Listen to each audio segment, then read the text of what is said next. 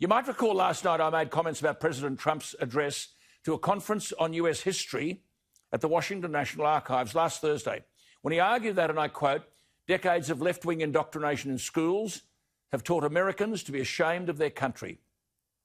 I made the point this was going on in schools in Australia. Donald Trump said, quote, "Whether it's in the mob on the street or the cancel culture in the boardroom, the goal is the same: to silence dissent, to scare you out of speaking the truth, and to bully Americans into abandoning their values, their heritage, and their very way of life." Now, that is splendid stuff. It's interesting to note, though I don't expect any publicity to be given, Princeton University, it's a private research university, Princeton, New Jersey. It's the fourth oldest institution of higher education in America. It's prestigious. Early this month, the president of the university, they call them presidents there, we've got the chancellors and vice-chancellors, published a declaration saying that racism was embedded in the structures of his own institution.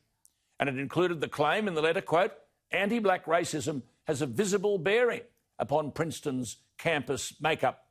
And he said, quote, "Racism and the damage it does to people of colour exists at Princeton."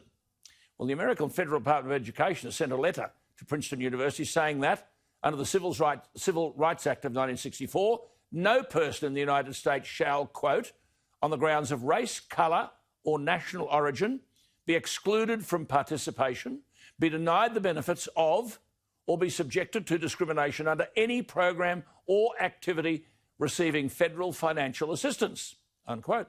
So now the Federal American Education Department is demanding all the records that led to the university president's letter and a, quote, "spreadsheet identifying each person who has, on the grounds of race, colour or national origin, been excluded from participation in, been denied the benefits of, or been subjected to discrimination under any program or activity receiving federal financial assistance as a result of Princeton racism or damage referenced in the president's letter," unquote.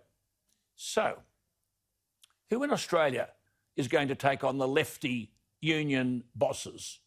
Racism at work in all its forms in various universities. Why wouldn't we take back the Commonwealth money? Why can't someone in Australia show the same kind of Trumpian toughness?